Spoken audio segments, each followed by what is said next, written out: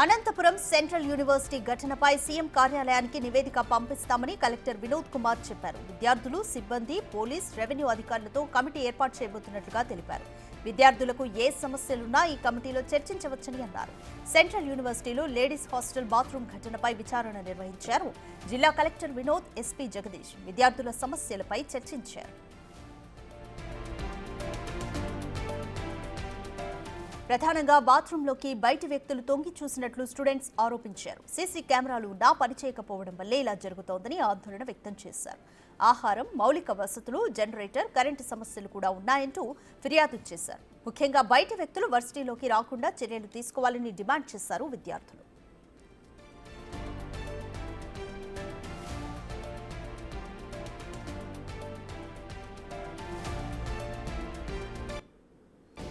Bathroom కిటికీలో నుంచి ఎవరు తొంగి చూశారనే దానిపై విచారణ జరుగుతోందని జిల్లా ఎస్పీ జగదీష్ వెల్లడించారు.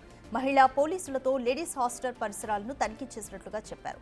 విద్యార్థుల భద్రతను దృష్టిలో ఉంచుకొని యూనివర్సిటీ సెక్యూరిటీ సిబ్బందికి పలు సూచనలు చేసినట్లుగా తెలిపారు.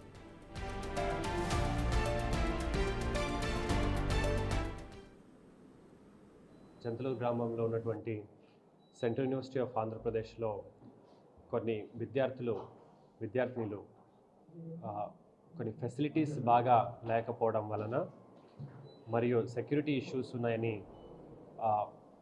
మీడియాలో రావడంతో వెంటనే మన అధికారులని పంపించడం జరిగింది. స్థానిక తహసీల్దార్ కానీ, సిఐ గారు, ఆర్డీఓ, డిఎస్పీలు చేరుకున్నారు.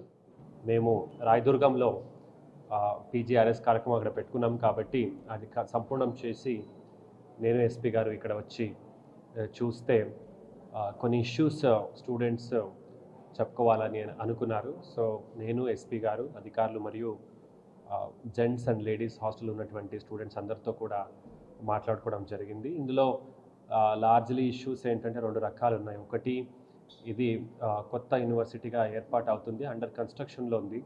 దాదాపు 491 ఎకరాల్లో ఉంది.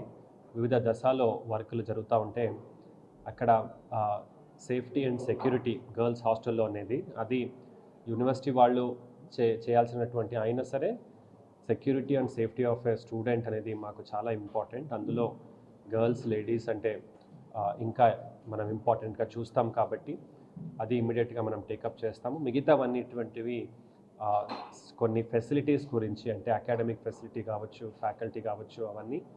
సో ఇవన్నీ కూడా చాలా డీటెయిల్గా మాట్లాడుకోవడం జరిగింది. మాట్లాడుకొని వాళ్ళకి ఏమేమి చర్యలు తీసుకోబోతున్నామని కాన్ఫిడెన్స్ ఇవ్వడం జరిగింది.